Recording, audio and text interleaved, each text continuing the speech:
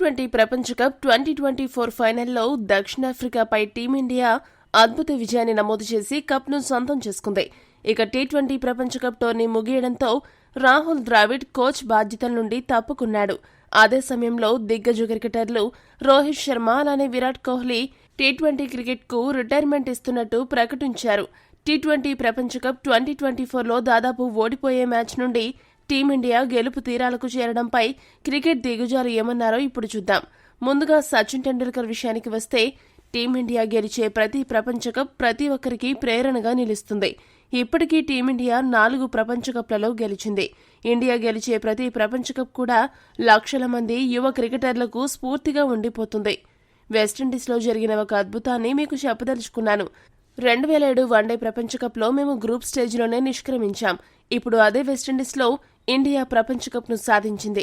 నా స్నేహితుడు రాహుల్ ద్రావిడ్ విషయంలో నాకెంతో సంతోషంగా ఉంది. ఎందుకంటే అతడి సారథ్యంలోనే 2007 వెస్టిండీస్ ప్రపంచ కప్ ఓడిపోయాము. 2011 ప్రపంచ కప్లో అతనికి అవకాశం దక్కలేదు. కానీ ఈ ప్రపంచ కప్ గెలుపులో కోచ్గా అతని పాత్ర చాలా ఎక్కువగా ఉంది.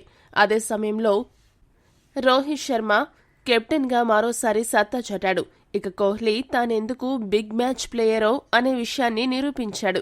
వీళ్ళందరితో పాటుగా మిగతా కోచింగ్ స్టాఫ్ అందరికీ కూడా అభినందనలు తెలియజేస్తున్నారు. ఇదంతా ఒక జట్టు సమిష్టిగా రాణించడం వల్లే జరిగిందని మాస్టర్ బ్లాస్టర్ చెప్పుకొచ్చాడు. సెహ్వాగ్ మాట్లాడుతూ, చాలా సంవత్సరాల తర్వాత టీమిండియా ప్రపంచ కప్ను సాధించింది. ఈ ప్రపంచ కప్ని అందుకోవడం దేశానికి గర్వకారణం. 17 సంవత్సరాల తర్వాత టీమిండియా తన రెండో T20 ప్రపంచ కప్ను సొంతం చేసుకుంది. ఈ మ్యాచ్లో 2 ఊహించని సంఘటనలు చోటు చేసుకున్నాయి. మొదటిది, సూర్యకుమార్ యాదవ్ అంత ఒత్తిడి సమయంలో అంత అసాధారణ క్యాచ్ బౌండరీ లైన్ వద్ద ఎలా పట్టాడో నాకైతే అంతుపట్టడం లేదు.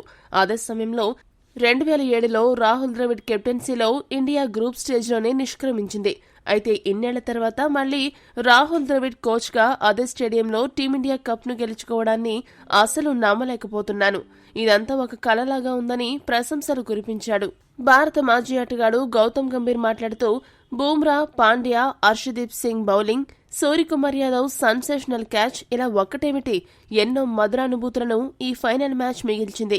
ఎంత అద్భుతంగా ఇంత రసవత్తరంగా ఫైనల్ సాగుతుందని ఎవరూ ఊహించలేదు.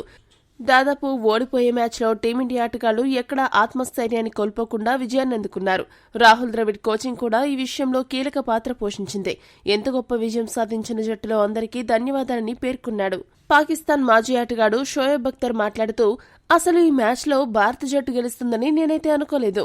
30 బంతుల్లో 30 పరుగులు చేయాల్సినప్పుడు క్రీజ్లో క్లాసెన్, మిల్లర్ ఉండగా దక్షిణాఫ్రికా గెలుపు చాలా సునాయాసంగా అవుతుందని అనుకున్నాను. అటువంటి పరిస్థితుల్లో బూమ్రా, హార్దిక్ పాండ్యా ఇద్దరు కూడా అసాధారణ బౌలింగ్తో అదరగొట్టారు. ఓడిపోయే మ్యాచ్లో గెలవడానికి వీరిద్దరే ప్రధాన కారణం. ఈ టోర్నమెంట్లో నిజమైన ఛాంపియన్స్ జట్టు భారత జట్టే అని మరొకసారి రుజువైందని అఖ్తర్ అభినందన తెలియజేశాడు. ఇక చివరిగా భారత మాజీ ఆటగాడు సునీల్ గవాస్కర్ మాట్లాడుతూ ఏమన్నాడంటే, ఇండియా మంచి పొజిషన్లో ఉన్నప్పుడు అక్షర్ పటేల్ బౌలింగ్లో ఒకే ఓవర్లో 24 పరుగులివ్వడంతో మ్యాచ్ మన చేతి నుండి చేజారిపోయింది అనుకున్నాను. అటువంటి పరిస్థితుల్లో హార్దిక్ పాండ్యా, బూమ్రా ఇద్దరు కూడా ఊహించని విధంగా బౌలింగ్ చేశారు. ఇక చివర్లో సూర్యకుమార్ యాదవ్ పట్టిన క్యాచ్ గురించి చెప్పడానికి మాటలు సరిపోవు. ఇదే మ్యాచ్లో బ్యాటింగ్ సమయంలో వరుసగా వికెట్లు పడినప్పుడు కోహ్లీ, అక్షర్ పటేల్ నెలకొల్పిన కీలక భాగస్వామ్యం కారణంగానే ఇండియా అంత భారీ ప్రదర్శన చేయగలిగింది. భారత జట్టులో ఉన్న టీమ్ స్పిరిట్, పట్టుదల జట్టును కప్ వైపునకు తీసుకువెళ్లాయి. ఇక బ్యాటింగ్లో కోహ్లీ, అక్షర్ పటేల్ ఆడిన తీరు అమోఘం. ఇదొక సమిష్టి విజయమని గవాస్కర్ ముగించాడు. పాంటింగ్ మాట్లాడుతూ ఏమన్నాడంటే, నిజంగా ఈ గెలుపుకి టీమిండియా అర్హులు. అసలు మ్యాచ్ పోయింది అనుకున్న స్థితి నుండి వారు కంబ్యాక్ ఇచ్చిన తీరు అద్భుతం. ద్రావిడ్ లాంటి కోచ్కి నిజంగా ఇది ఘనమైన వీడ్కోలు. హార్దిక్ పాండ్యా బౌలింగ్, సూర్యకుమార్ యాదవ్ క్యాచ్ నన్ను బాగా ఆకట్టుకున్నాయి. మొత్తంగా ఇది టీమిండియా సమిష్టి విజయం అంటూ పాంటింగ్ పొగిడాడు. ఈ వీడియో గనక మీకు నచ్చినట్టయితే లైక్, షేర్, కామెంట్ చేయండి. మరిన్ని స్పోర్ట్స్ అప్డేట్స్ కోసం మా ఛానల్ సబ్స్క్రైబ్ చేసుకోండి.